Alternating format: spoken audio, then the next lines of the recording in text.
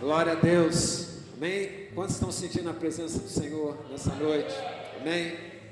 Glória a Deus. Você já deu a paz do Senhor para quem está próximo de você? Já disse que bom você estar aqui nesse lugar. Se você nos visita nessa noite, eu quero que você saiba que você é muito bem-vindo nesse lugar. O Espírito Santo de Deus está nesse lugar. Antes que nós pensássemos em marcar um encontro nesse lugar, Deus já tinha isso no coração dele, de ter reservado esse tempo de glória, desse tempo de santidade na presença dele. Nós vamos estar compartilhando a palavra do Senhor nessa noite, encerrando esse tempo da mensagem do Senhor para nossas vidas através da carta, da epístola de Tiago, irmão de Jesus.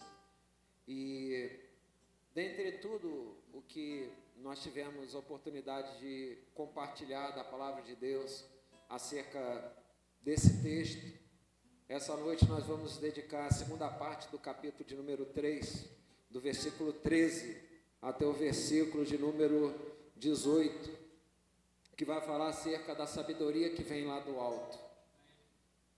Diz assim a palavra do Senhor, Tiago, capítulo 3, a partir do versículo 13 até o versículo de número 18. Quem entre vocês é sábio e inteligente e tem conhecimento? Mostre suas obras pelo seu bom procedimento, em humildade e sabedoria. Mas não vos orgulheis, nem mintais contra a verdade, se tendes inveja amarga e sentimento ambicioso no coração. Essa não é a sabedoria que vem do alto, mas é terrena, animal e demoníaca. Pois onde há inveja e sentimento ambicioso, aí há confusão e todo tipo de práticas nocivas.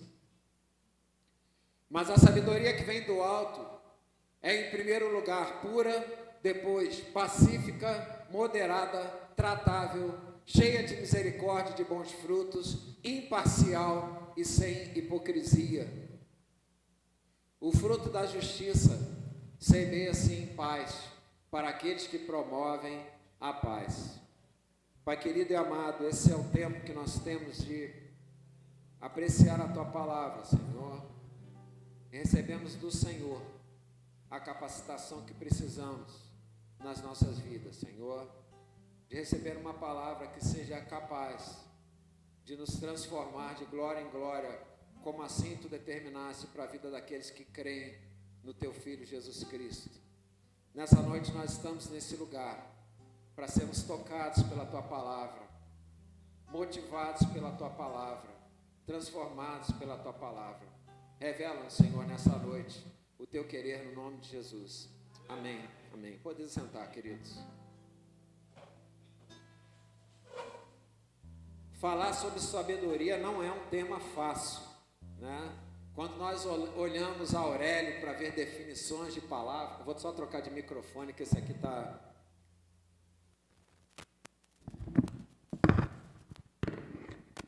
Eu já aproveito, já pego a unção do louvor, já trago para minha voz aqui para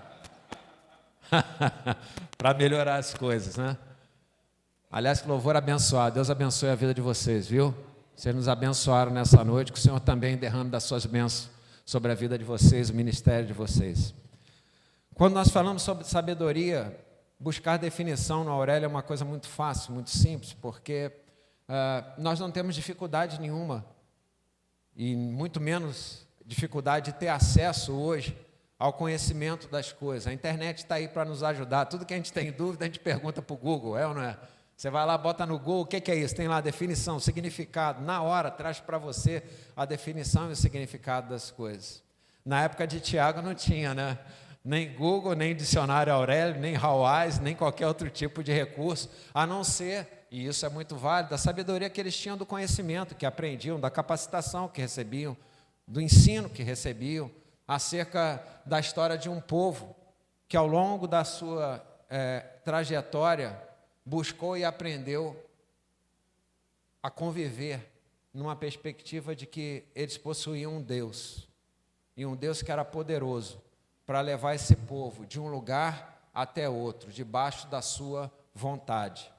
É bem verdade que a frase não é tão simples assim, tem uma série de dificuldades, né?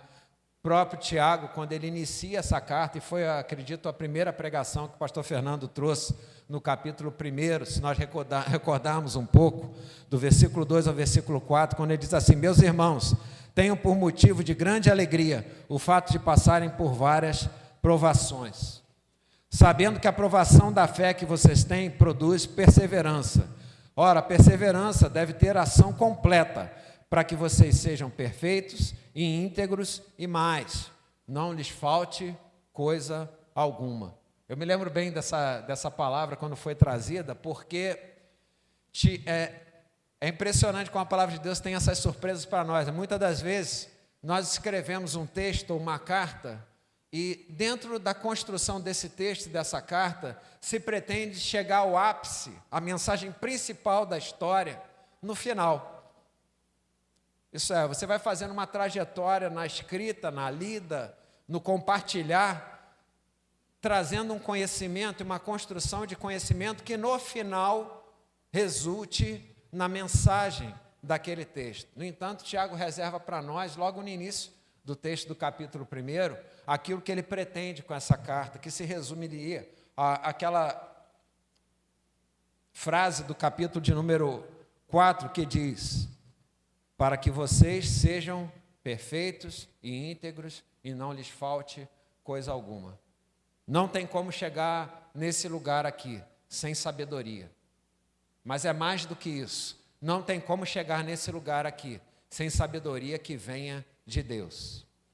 Por isso que ele, quando inicia, eu particularmente, eu fico muito emocionado quando eu penso, e talvez você fique também, em tentar compreender como podem homens há 2000 anos atrás terem esse nível de entendimento acerca da vida e acerca da relação com Deus.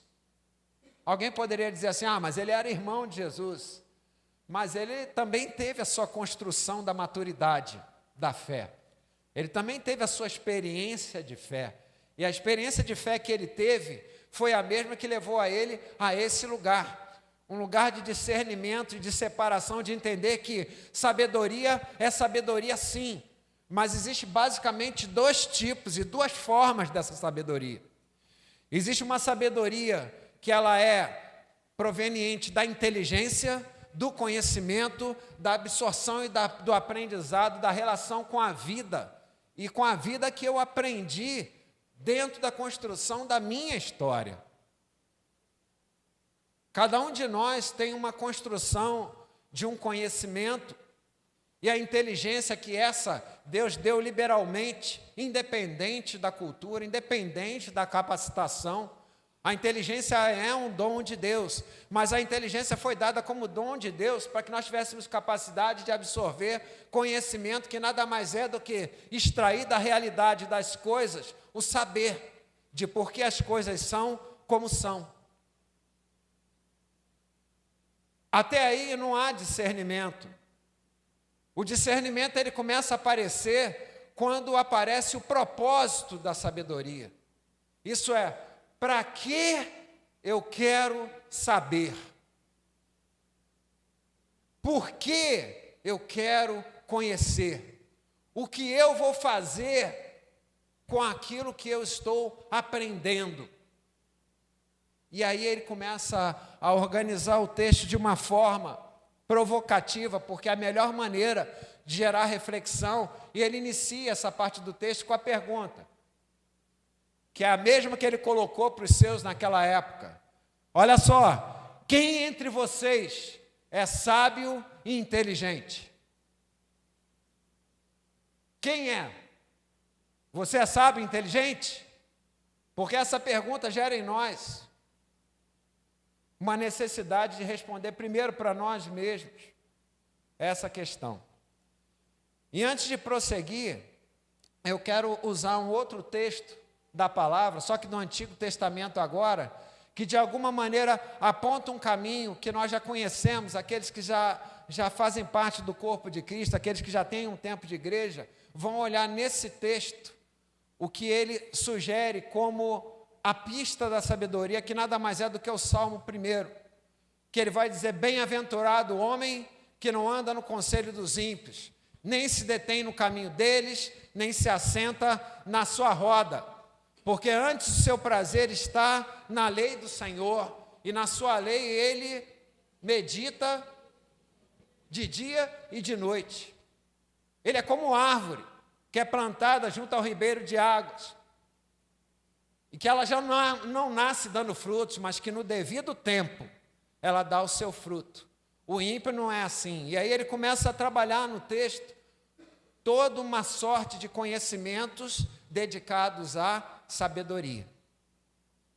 Esse texto, eu estou lendo esse texto do Salmo 1 porque é um texto que nós conhecemos muito bem, ouvimos muito bem, mas ele é um exemplo daquilo que é a aplicação da sabedoria.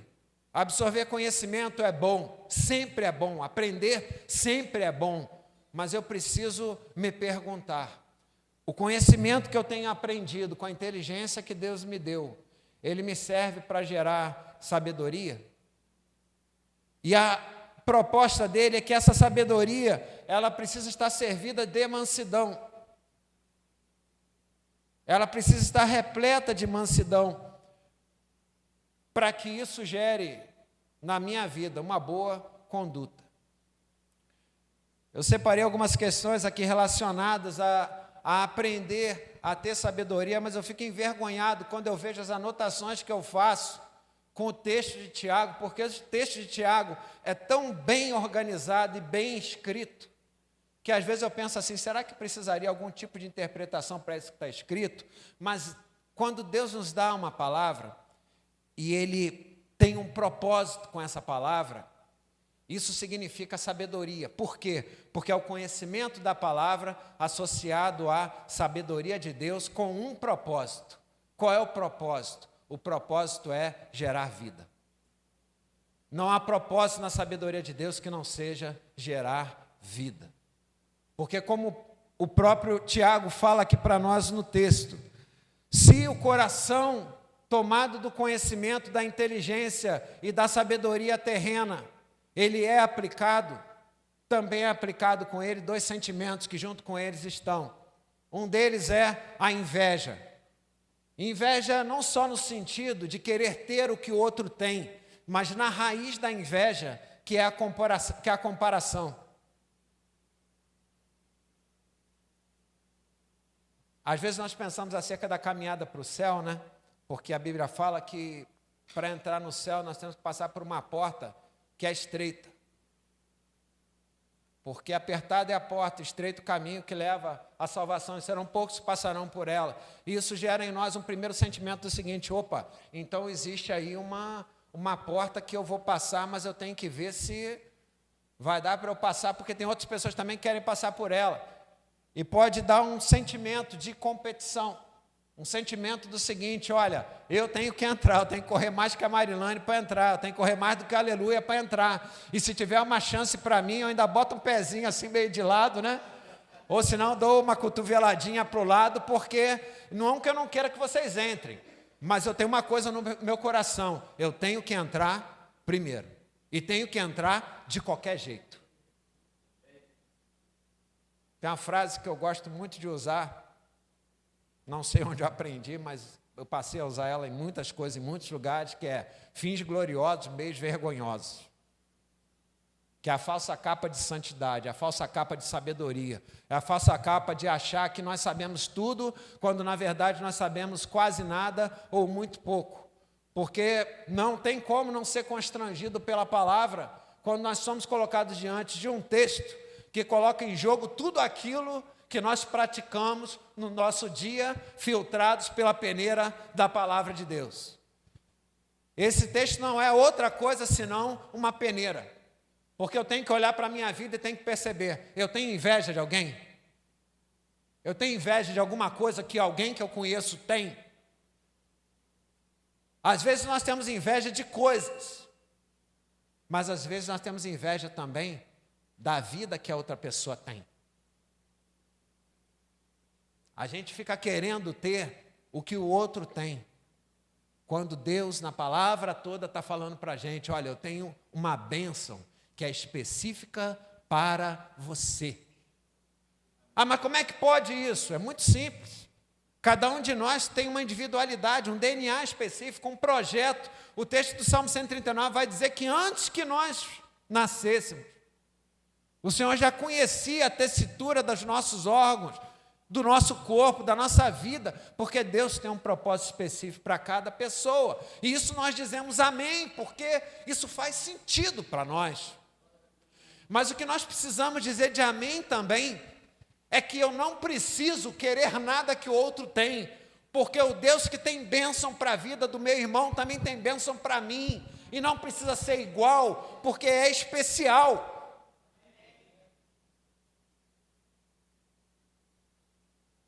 Eu não quero ter o mesmo carro que o outro tem, eu quero ter o carro que Deus separou para mim.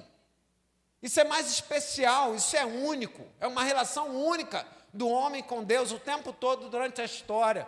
Deus fala com homens e mulheres na sua individualidade. A questão toda é quando nós olhamos para o lado,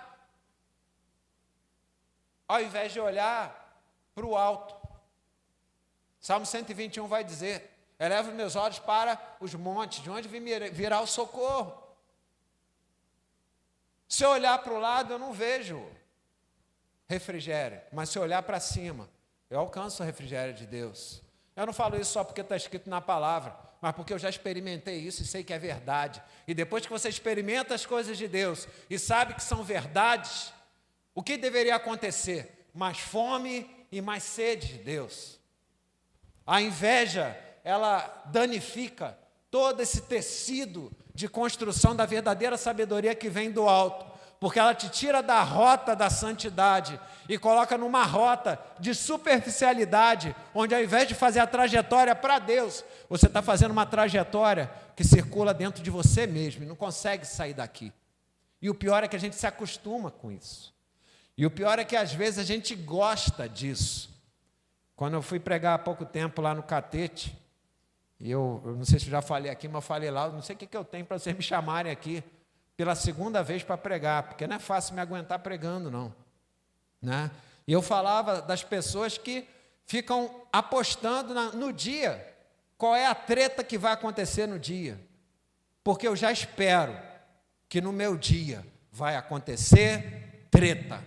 Se não acontecer, eu sinto falta disso. Não é possível, não teve nada que aconteceu hoje.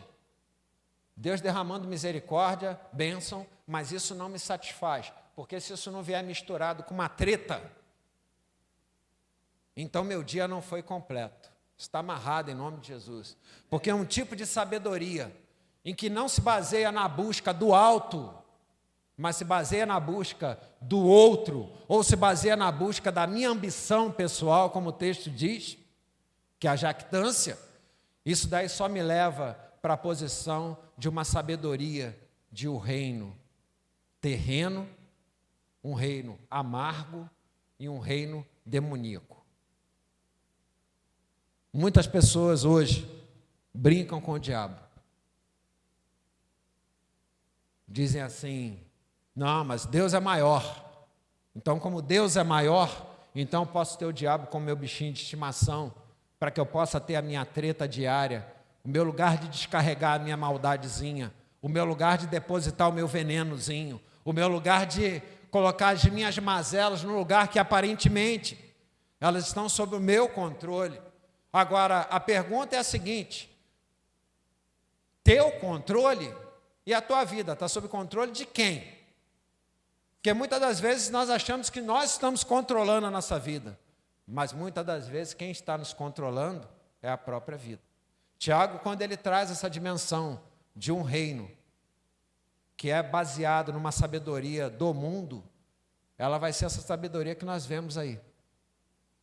Essa sabedoria cheia de polaridades, que eu particularmente fico enojado, seja para um lado, seja para o outro, de tanta sabedoria desperdiçada, e mais enojado eu fico quando as pessoas ainda buscam nessa sabedoria, no final das suas frases, colocar o nome de Deus no meio da história. quando Deus não tem nada a ver com isso, quando Deus não assina essas posições. E alguém poderia dizer assim, está falando de política, porque daqui a pouco vai ter o debate da Band. Não estou falando somente de política, eu estou falando de vida.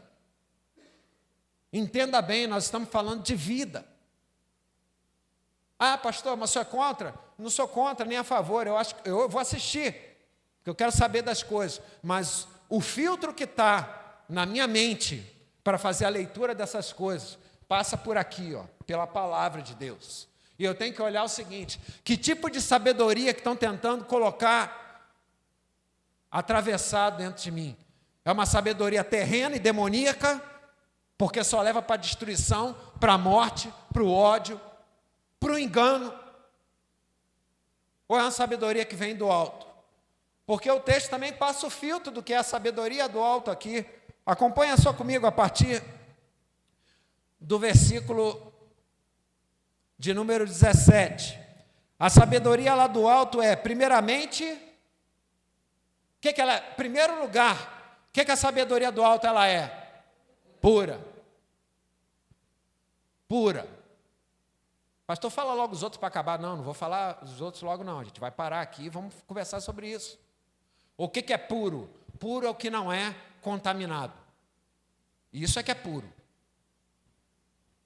Água pura é H2O. Acabou a história. A equação é essa, a molécula é essa. Não é o refrigerante H2O, é a água. H2O. O que é puro? É aquilo que não é contaminado. É aquilo que mantém o seu estado original. No entanto, se eu não consigo entender que eu preciso ter uma vida pura diante de Deus, nós até cantamos, e é maravilhoso cantar. Cria em mim, ó Deus, cria em mim, ó Deus, um coração puro. Mas cria em mim, ó Deus, é um pedido para Deus. O que eu quero realmente? Eu quero ter uma vida pura. Mas aí, pastor, as pessoas vão achar que eu sou bobo. Eu não sou bobo, não. Eu não sou bobo, não. Eu sou crente, mas não sou otário. Já ouvi isso, já. Poxa, mas será que ter um coração puro é ser otário? Será que ter uma vida pura significa ser bobo?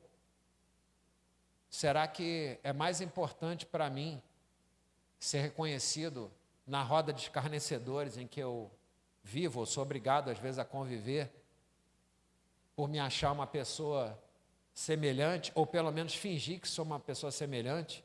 Onde está a sabedoria de Deus nisso? Um presente que Deus dá e que é contaminado simplesmente pelo fato de eu não querer ficar mal na fita.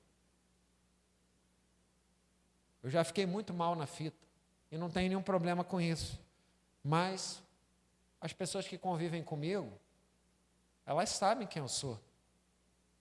E quem você é, pastor? Eu sou um pecador. Eu sou um pecador, um miserável, que careço da graça de Deus. Careço da graça de Deus. Enquanto eu conservar a minha vida nesse lugar, eu tenho uma chance de ser alcançado pela sabedoria de Deus. No dia que eu e você acharmos alguma coisa além disso, o orgulho ele começa a vir, começa a ser trazido em nós, de que a gente se compare. E eu gosto de estabelecer a minha relação com o Fernando, o pastor Fernando, porque a gente tem muita facilidade com isso aqui. Embora a gente só se conheça há um ano. Né? Quem é que prega melhor? Quem é que abraça melhor? Quem é que beija melhor? Quem é que visita melhor? Porque a nossa vida começa a ser estabelecida por comparações. Deus ele não quer saber de comparações, Ele quer trabalhar individualmente a relação com cada um, trazendo uma sabedoria que é do alto, porque a aplicação dessa sabedoria, ela não é normalmente aqui, ela é fora daqui. Ela é aprendida aqui porque Deus nos ministra aqui, mas Ele ministra sobre a nossa vida aqui para algo mais, para uma aplicação, para um uso, para brigas que você, de acordo com a caminhada de fé, você olha assim, isso é uma briga que eu não quero brigar. Não tem aquela frase, quando não quer, Dois não brigam? Então, por que às vezes as brigas acontecem? Porque as pessoas querem brigar. Querem brigar. Por que querem brigar? Porque existe uma violência natural em nós, mas nós não vivemos no natural, a gente vive no sobrenatural. E viver no sobrenatural incorre em alcançar a última fase da maturidade cristã, que é o domínio próprio. A minha carne quer fazer uma coisa, mas o Espírito me diz que é para eu fazer outra coisa. E alguém poderia dizer assim: ah, pastor, mas eu ainda não estou nessa fase, não. Você está nessa fase, sim.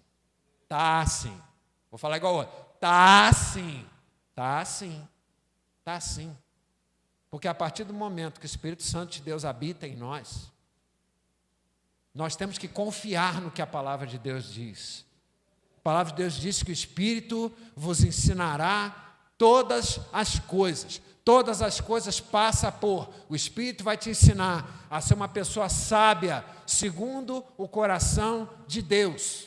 Não segundo o seu próprio coração, segundo o coração de Deus. E ser sábio segundo o coração de Deus passa por uma pureza, por uma purificação. A gente é provado pelo fogo o tempo todo. O tempo todo.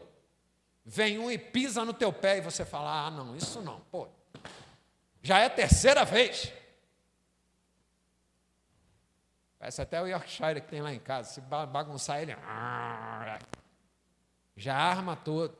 Por quê?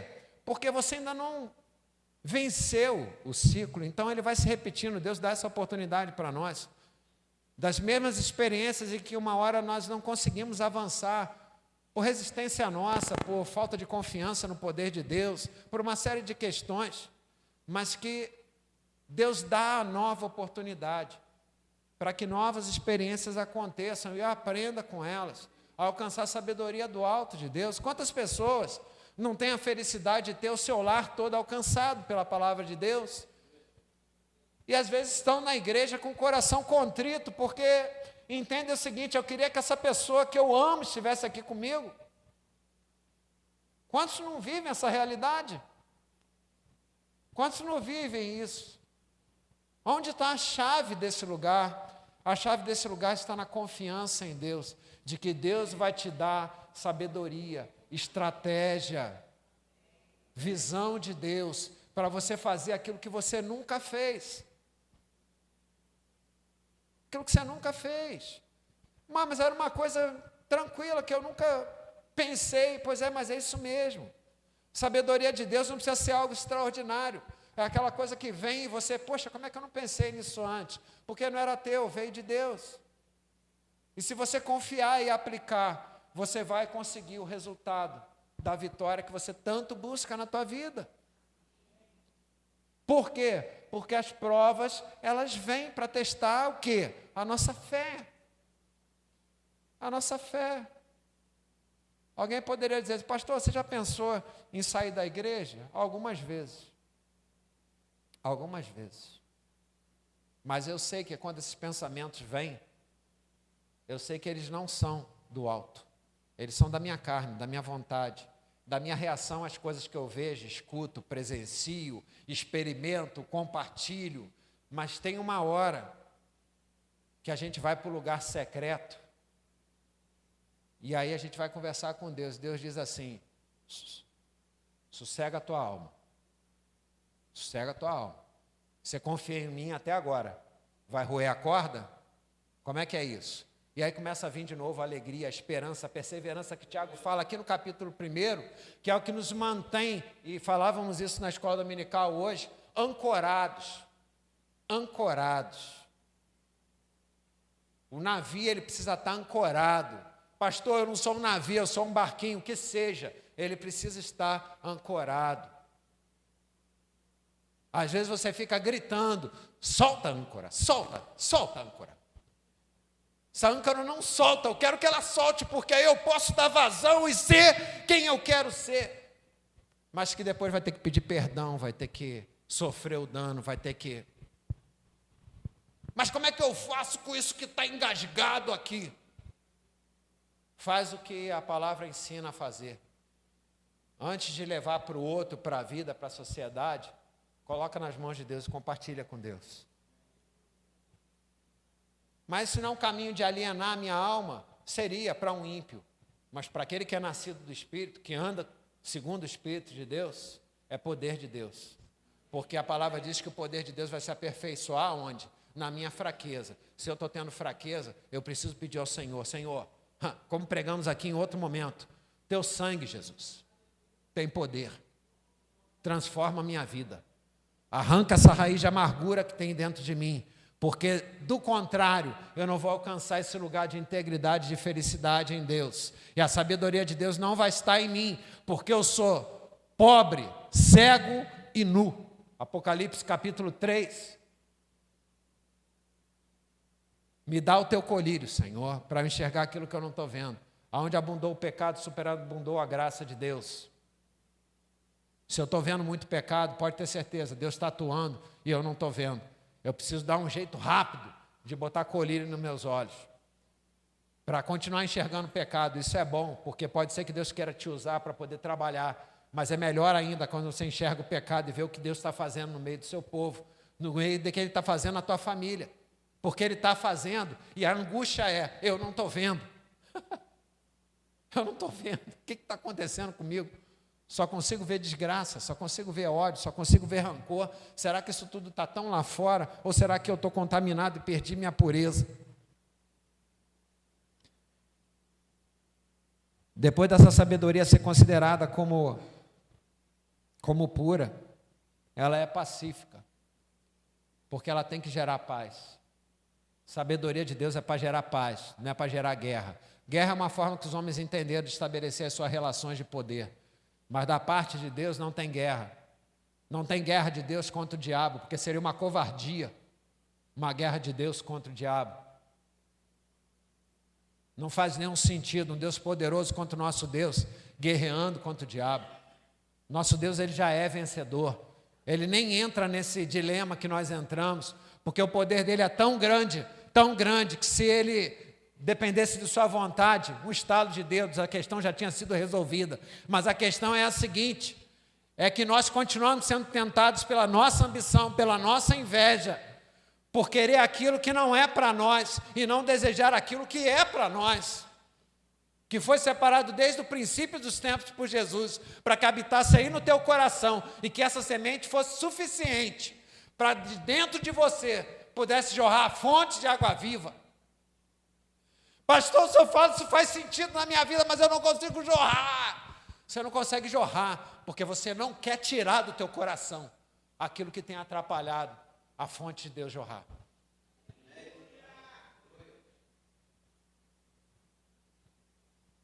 Alguém poderia dizer assim, caramba, essa pregação de novo, pois é, ela vai continuar aberta até Jesus voltar.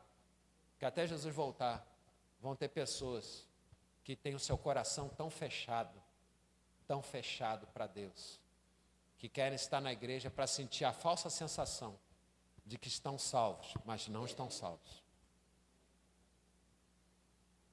Que a salvação ela vai passar pelo viés de, além de reconhecer que Jesus Cristo é o único caminho, a única verdade, a única vida, ao reconhecer isso, entrar numa estrada e num caminho com Ele, para a verdade e para a vida. E se a verdade não está em mim, eu não posso viver a sabedoria, porque a sabedoria se alimenta da verdade. E a sabedoria se alimenta do entendimento. Olha o que diz o texto de Provérbios, por exemplo, capítulo 2. Não sei se dá para colocar aí, Carlão, senão eu leio aqui. Já até a folha já foi até para o espaço, mas está tudo certo. Deus sabe. Filho meu, assim diz o texto, não te esqueça dos meus ensinos, das minhas palavras, e guarda contigo os meus mandamentos. O que mais que diz? Para que faças teu ouvido atento à sabedoria, e inclines o coração do entendimento, porque o coração ele tem que ficar debaixo da sabedoria, ele não pode estar acima da sabedoria. Sim, se clamares por discernimento, e levantares tua voz por entendimento. Não passa ainda não, está passando muito rápido. Se clamares por discernimento e levantares tua voz por entendimento. Veja bem o que o texto diz, porque a gente passa correndo pelos textos bíblicos e não percebe o que ele está falando para nós. Isso é um conselho de Deus para um filho teu. Isso é um conselho de Deus para mim e para você. Se você clamar, não é dizer, Senhor, me dá aí. Não é isso. Clamar, eu quero. Se você clamar por discernimento e levantar a tua voz por entendimento, eu estou clamando e eu estou entendendo o que eu preciso.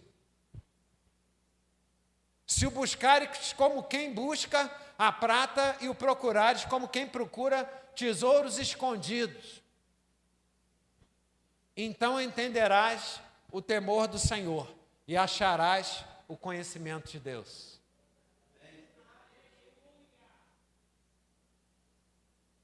Como bem já foi dito aqui, esse caminhar com Deus tem condicionante. Tem condicionante. Nós precisamos confessar, como bem foi dito hoje pela manhã, nós precisamos clamar.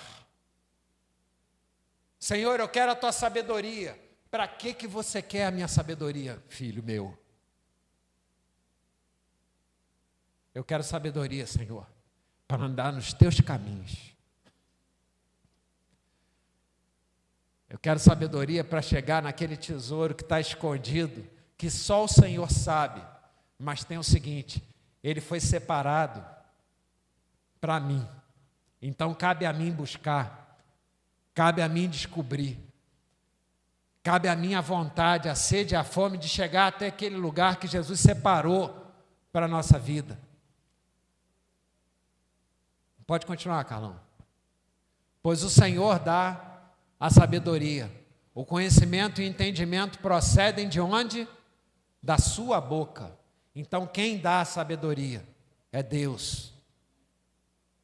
Ele reserva para os justos a verdadeira sabedoria, como um escudo para os que caminham em integridade, que remonta o texto lá do capítulo 1 de Tiago, guardando os caminhos, as veredas dos justos e protegendo o caminho dos seus santos.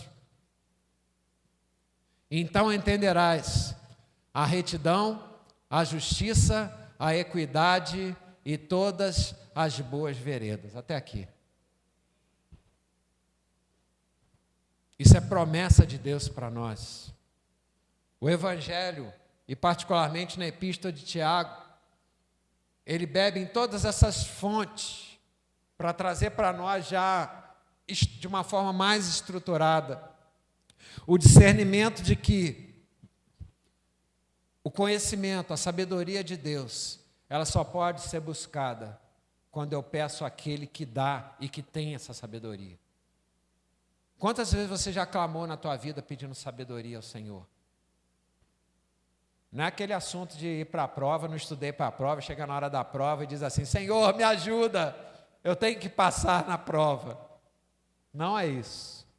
É conhecimento para a vida, para viver bem, para viver pleno, para viver na certeza de que quem está guiando os nossos passos é o Senhor Jesus, assim como Ele prometeu. E o fruto disso, que ele chama no texto de justiça, uma vez que até no próprio texto de Provérbios, ele vai trabalhar a questão da justificação, mas não a questão da justificação em Cristo somente, mas a justificação daquele que é justo, no sentido de aceito. Deus saber o seguinte, apesar das minhas mazelas, apesar das minhas dificuldades, apesar das minhas provas, apesar das minhas aflições, apesar dos meus conflitos, das minhas crises, dos meus devaneios, dos meus desabafos, das catarses que eu faço impensadas, sem me preocupar que eu estou ferindo pessoas, que eu estou magoando pessoas, em prol daquilo que eu acho, daquilo que eu penso, daquilo que eu imagino. Todas essas coisas eu submeto à sabedoria de Deus para ter uma vida mais feliz, para ter uma vida mais plena, Uma vida que o diabo vai ficar meio enojado de tentar chegar perto de mim, que eu não quero ficar perto desse cara, não. Esse cara é muito cheio de Deus, isso daí não vai dar para ele, não. Vou botar uma doença nele, como botei em Jó, vou fazer algum tipo de armadilha. A gente estudou sobre as iscas de Satanás. Eu não esqueço, por duas razões. Primeiro, porque eu acredito na visão do anjo da igreja. Segundo, porque eu sei naquilo que eu fui tratado. Não é um livro me tratando, é Deus me tratando. No entanto, o fato de ter estudado, de ter recebido, de ter experimentado um saber de Deus, não retira as iscas do meu caminho. Elas continuam por aí, elas continuam rodeando por aí. O que mudou? O que mudou é que agora eu recebi a sabedoria de Deus. E na sabedoria de Deus, no caminho da sabedoria de Deus, eu tenho aprendido na hora de botar o pé, peraí, tem uma isca aqui. Não vou por aqui não, vou por aqui. De que quando eu sou tratado em desmascarar o espírito de Jezabel e entender que o espírito de Jezabel é quem é, atua como atua, na vida da igreja, na minha casa, aonde eu for, que for dada a oportunidade desse espírito entrar e me dominar e me destruir, ele vai entrar e me destruir. Opa, já consigo discernir esse espírito. Para quê eu recebi essa sabedoria, a vida de Deus? Se não for para identificar e anular esse espírito na minha vida. Sabedoria é isso. Eu recebi o conhecimento das iscas de Satanás, mas a sabedoria de Deus me deu a aplicação de como eu posso aplicar isso na minha vida, para ter uma vida mais correta, mais santa e sem os percalços que eu tinha outrora. Quando eu discerno o espírito de Satanás, o espírito de Jezabel, significa que eu posso, antes que ele chegue até o objetivo para o qual ele foi colocado, entrar em oração, interceder e, no que depende de mim, bloquear a ação dele, na minha vida, na vida da igreja, onde for. Não faz sentido receber um conhecimento e não aplicar, porque ao invés de gerar vida, ele vai passar a gerar morte. Sabe qual é a morte? É de você conhecer a verdade, mas a verdade não ter te libertado. Alguns diriam assim: seria melhor que eu não tivesse conhecido a verdade, porque agora eu conheço a verdade, eu sei que ela liberta, mas me colocou na parede para uma decisão: eu quero ser liberto? Eu quero ter uma vida leve na presença de Deus? Ou eu quero continuar sabendo que na minha vida as iscas me alcançam, o espírito de Jezabel me alcança, e agora está pior ainda, porque eu sei quem é, como ele atua, qual é a vontade de Deus? Só tem um detalhe: eu não quero me entregar a Deus. Eu não quero entregar a minha vontade. De que me interessa fazer um curso de intercessão para discernir da parte de Deus as setas inflamadas do maligno que vem sobre a minha vida, sobre a vida da igreja, sobre a minha casa. Se eu não faço como a palavra nos fala aqui, se eu não clamo ao Senhor, que é o único capaz de destruir as armadilhas do maligno, a coisa só fecha quando nós entramos no âmbito da sabedoria, porque a sabedoria está ligada à aplicação de uma inteligência e de um conhecimento que eu recebi de Deus. O que eu recebo de Deus é para aplicar. O que eu recebo de Deus é para aplicar, porque se eu não aplicar, eu não cresço na minha vida de santidade. E se eu não cresço na minha vida de santidade e perco o movimento que Deus está fazendo, isso significa que o meu coração vai começar a se entristecer, porque agora eu sei o que Deus está fazendo, o que Ele quer, para onde Ele vai levar a igreja, e eu estou olhando para mim mesmo e estou dizendo: eu não estou reagindo, eu não estou reagindo. Deus quer nos chamar essa noite a esse lugar em que Tiago nos chama, que com tudo que foi pregado aqui, acerca da experiência do Evangelho, acerca da sabedoria em si, da própria obediência, do temor de Deus, tudo isso nos leva ao mesmo lugar, nos leva a um lugar onde o que vai dizer se a nossa sabedoria veio do alto ou se ela é terrena e demoníaca, é a forma como nós nos comportamos diante da realidade. É a nossa conduta, como o texto diz aqui. Pastor, dá para produzir conduta? Dá para produzir conduta. Certo? Eu posso me posicionar apoiando no pé esquerdo, ou posso me apoiar me posicionando no pé direito. É tudo uma questão de pose. A questão toda é, por quanto tempo eu consigo carregar essa máscara de falsa sabedoria, ou de sabedoria terrena? Eu aprendi uma coisa, desde criança, acho que já é meu jeito também, e eu sei que nem todo mundo é assim, já falei isso outras vezes aqui, cada um tem um jeito, um temperamento, uma maneira de agir, uma maneira de falar, uma maneira de expressar, alguns se expressam muito facilmente, outros são mais fechados, mais guardados, não por mal, mas pela sua própria natureza, mas diante de Deus, nós precisamos nos expor. Nós precisamos nos expor diante de Deus, para que Deus trate essa dificuldade que nós temos de receber uma sabedoria do alto capaz de produzir frutos. E ele fala sobre essa questão dos frutos, quando ele fala acerca da semeadura da justiça. A semeadura da justiça não fala só sobre a justiça de Deus, mas ela fala pela justiça em Cristo. Semear a justiça de Deus é semear Cristo. Semear a justiça de Deus é semear o Evangelho que Cristo traz à nossa vida, que nos libertou, nos salvou, nos tirou de um lugar onde não tinha chance para mim. Chance de quê? Chance de ser livre, de ser feliz, de viver num país livre ainda e feliz, e que a gente pode ser feliz, e às vezes não consegue ser feliz, simplesmente pelo fato de nós não sermos libertos em Cristo para poder fazer aquilo que Ele mandou. Porque pegar um domingo de sol e ir para a praia, no meu caso em particular, não me faz feliz. O que me faz feliz num domingo de sol é ir para a igreja, seja em Copacabana, em Realengo, onde não tem praia, em qualquer outro lugar. Por quê? Porque o nosso coração se alegra com isso. Às vezes nós nem entendemos de onde vem essa alegria. Caramba, pastor, está chegando a conta do cartão de crédito e tal, não sei o quê, como é que eu vou ficar alegre com isso? Mas você não tem explicação, a alegria do Senhor não se explica. Mas o fato de não se explicar não significa que você não possa querer viver, porque ela nos alimenta na nossa dor. Ela nos traz a esperança de que se tem tribulação provocada por mim, provocada por outro, provocada pela vida, pelo mundo. Covid não foi eu que inventei, chegou e impactou.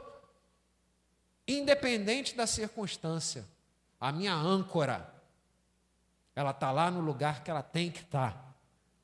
A corrente vai esticar todinha. Quando vem a tempestade, ela vai esticar. Mas a tempestade passa. Tempestade passa. Pastor, eu acho que crente tem mais tempestade do que não crente. Isso pode ser uma verdade, mas pode ser também uma percepção daqueles que têm olhos, além de olhos carnais, olhos espirituais. Mas tem uma vantagem nisso. Tem gente que gosta de ser pega de surpresa, para depois dizer, nossa, não imaginei que esse mal iria chegar. Mas ele já vinha se construindo até chegar onde chegou. Mas para nós e para aquilo que Deus quer para nós, não.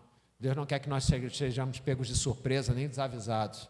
Ele quer ir falando aos nossos corações para ir nos preparando para tudo que vai acontecer, já na certeza de que, se chegar a tribulação, ela vai chegar e vai passar, porque os nossos olhos continuam firmados naquele que nos dá a vitória em Cristo Jesus. Que sentimento é esse de vitória em Cristo Jesus, para finalizar o compartilhar desse texto? É a vitória da paz. A vitória da paz. Porque eu vos dou a paz. Não vos dou a paz como o mundo a dá. Porque a paz do mundo ela é transitória, ela é efêmera, ela vem daquele respiro, você sente que passou, mas às vezes não passou, mas a paz que Cristo produz no coração do homem e da mulher que confiam nele, é uma paz que vence o mundo. Essa paz que a gente vem buscar aqui. Essa paz que a gente busca quando a gente dobra o nosso joelho em casa, seja 5 minutos ou seja meia hora, né, pastor? Por que eu me coloco de joelho diante do Senhor e oro a Ele? Porque tem um lugar que, como bem o texto de Provérbios diz, é um lugar de um tesouro que está escondido. Mas a minha vontade, o meu empenho, a minha oração e a minha conduta é para chegar nesse lugar onde o tesouro que o Senhor separou para mim está escondido e achá-lo. Esse caminho só é possível em Cristo Jesus. Eu gostaria de convidar o irmão, a irmã, que quer encontrar essa sabedoria vindo lá do alto, eu também quero encontrar, mas que tem percebido que o lugar da sabedoria terrena tem falado mais alto. Tem falado mais alto. Eu sei que isso não é um apelo muito simpático, porque isso requer muita coragem de deixar para trás aquilo que é a nossa desculpa das coisas não darem certo. Mas eu também não posso negar a palavra dessa noite, que quer convidar a gente a ter uma vida em que as coisas deem certo. E se não derem, pastor? Não existe essa possibilidade com Deus. Não existe essa possibilidade com Deus. Eu quero te garantir isso. Com Deus não tem possibilidade de dar errado. Só tem possibilidade de dar certo. A possibilidade de dar errado é quando nós desconfiamos dele e queremos ajudar as coisas a acontecerem.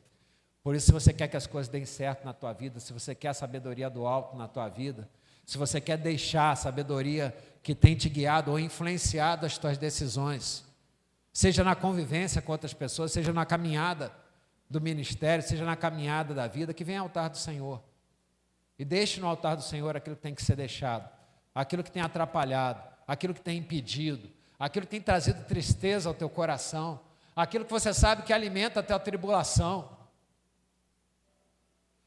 É muito ruim você saber que tem algo que está agarrando o teu pé e não deixando você andar, mesmo você ouvindo a voz de Deus. Mas tem a palavra do Senhor para isso.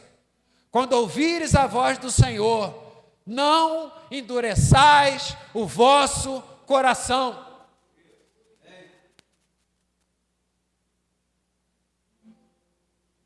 Se o teu coração precisa ser amolecido, meu irmão, minha irmã, para aceitar a verdade de Deus, a verdade do Evangelho, esse é o lugar e essa é a hora.